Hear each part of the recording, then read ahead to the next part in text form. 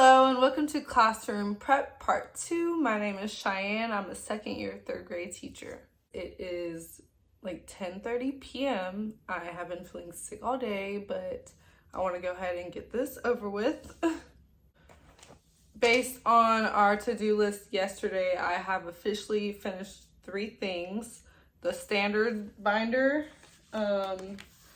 this cursive poster only because I don't need to cut it or anything, and then these 7 habit posters because I don't think I'm going to cut them either.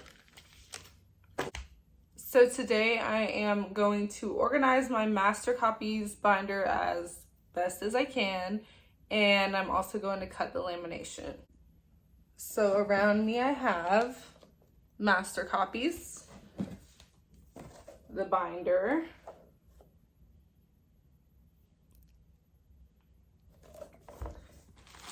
sheet protectors, and the month cover pages that I printed yesterday. So I'm not too sure how I'm going to organize this because these are not by subject. I could put dividers behind each month to have it more organized. And also, I don't know where we did each of these things. So I might just put these in the binder, put all of my master copies in page protectors, and then as the year goes on, I'll put them where I see that I'm using them. So to start this video, I'm going to go through all of my master copies and make sure that I only have 1 copy of each paper, and I'm going to throw the rest away. So this is what I'm starting with. I put the cover in, and then August, September, October, November, December, January, February, March, April, May, June, July, and these are the tabs that the document came with, but I'm not sure how I'm going to use them yet, so I just put them there. Okay, so I just sorted everything, and let me tell you what I have. This is my recycle pile. This is like general stuff that I will need in the year, but like not a specific subject. I found some more standards type things, so I'm going to put this in the other binder. This is all ELA.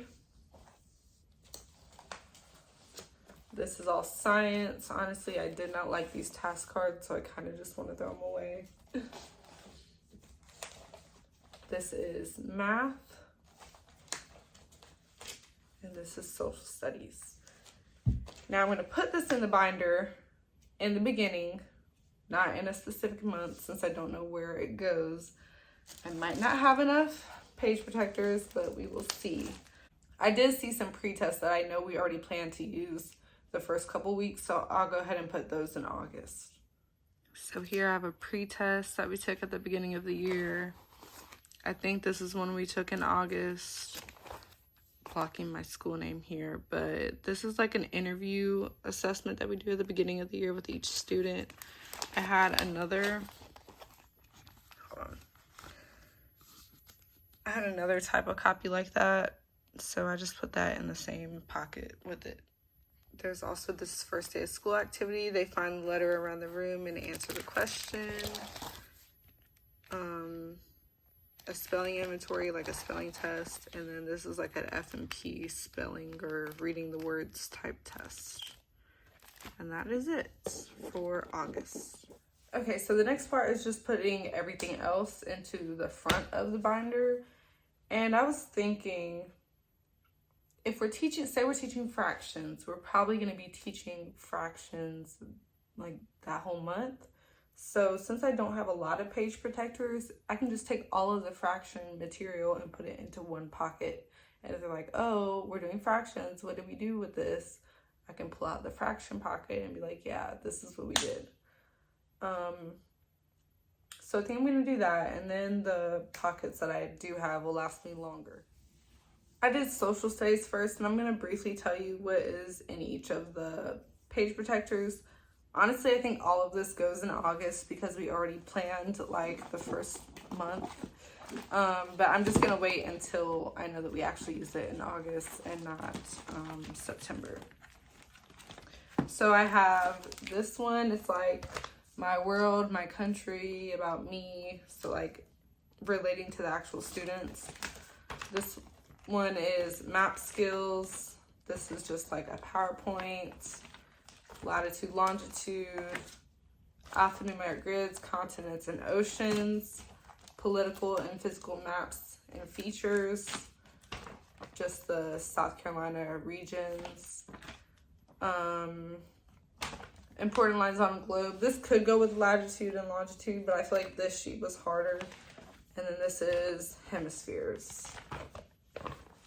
Next, I did science. Last year, it was me, another first-year teacher, and a teacher who had experience, but it was her first year at the school. We were all planning science and social studies, but this year I am planning science by myself, and we also have new curriculum and standards. But anyways, we have landforms, rock cycle. This is for the STEAM Fair project. This is renewable and non-renewable resources, the types of matter, minerals, habitats, natural disasters. This one is minerals and rocks, soil, weathering, erosion, and deposition. This is soil, rocks, minerals, and then just the engineering design process. Also, we don't teach science and social studies at the same time. We'll do like a whole social studies unit or whatever is like supposed to be taught in the first quarter. And then after that unit is done, we switch to science. Next, we have math. And I just want to say that I don't have every single paper that we did throughout the year. This is mostly just extra papers that I had. Also, if this system ends up not working for me, then I'll change it. But for now, it makes sense to me.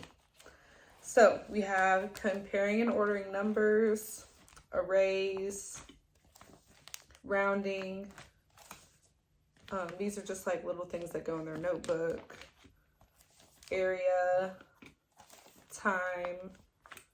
This is just a math mystery packet. Addition and subtraction pretest. Division. Word problems. Addition. Multiplication. Fractions. I put temperature just because they practice measuring. A random number line. Place value. Skip counting by 2. And random graph paper. Last I did ELA. I have character traits. This is to help us prepare to take the TDA test. Figurative language, text features, point of view, antonyms, close reading, nouns.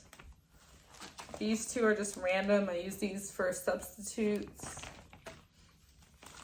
verbs, a play, theme, and prefix, suffix, root word things.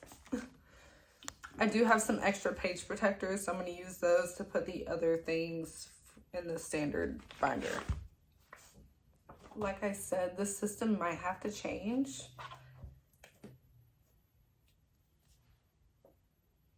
Because this is completely full.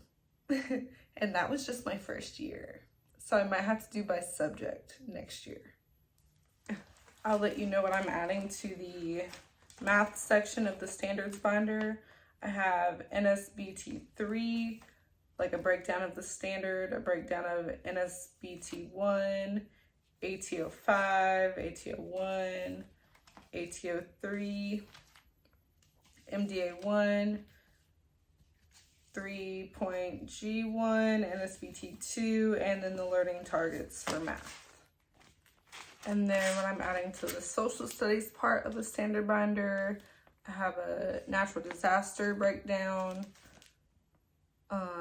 unit breakdowns with I can statements, the essential indicators, which I don't know if that's a thing anymore because COVID, I don't know.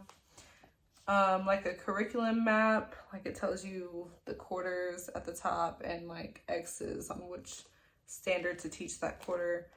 And then the studies weekly correlation for social studies. This is an update of what my standard binder looks like. I still have this random pile of other important copies that I should use, but I don't know what to do with them right now. And I have exactly one page protector left. I don't know if this is something I should live by, but maybe if I can't figure out how to organize something, that means I don't need it. I don't know, let me know. Last thing to do is to cut out my eye, cut out my book bag hook numbers and cubby numbers. I am going to watch Putting Forth Effort. I'm a little behind, but her changes for next school year video while I cut these out. Also, I think it's funny how this little bit of school activity made me excited to go back again, even though I don't feel well. I'm watching her video and I wish that I could do flexible seating in my classroom, but I just do not have enough room. Like, I was gonna make crate seats and everything. Wow, I love how she just opened up the collaboration. Like, I know Teacher Instagram and TeacherTube is like a community of people that want to learn from each other. And she's like, instead of just commenting, I'm gonna get on live and we can talk about what I talked about in this video. And that's a good idea because she's actually getting other people's suggestions, opinions. One set of numbers done. So one more thing to do. Now she's talking about how it's so hard to check her take-home folders, which I had the same issue with checking homework. And it's like, we went to related arts first thing in the morning, and then we also had intervention time in the morning. So it's like, when do you really have time to do that? She just said she checked the homework during lunchtime because her students ate lunch in the classroom, which we do too, but I feel like I'm struggling to eat. But I do know a teacher at my school who eats lunch after school. Last one. Okay, so I'm pulling my list back out and I have completely finished the numbers for the cubbies and book bag hooks. I've completely finished the word wall and I did the master copy binder. So the only other thing is my bulletin board. I also do have a few other things on my list, but I'll talk about those in my next classroom setup. No promises that tomorrow I will go to the classroom, but we will see. If you enjoyed this video, please like, comment, and subscribe. Also follow my teacher Instagram at ahoy_elementary. And I will see you guys in the next video. Bye.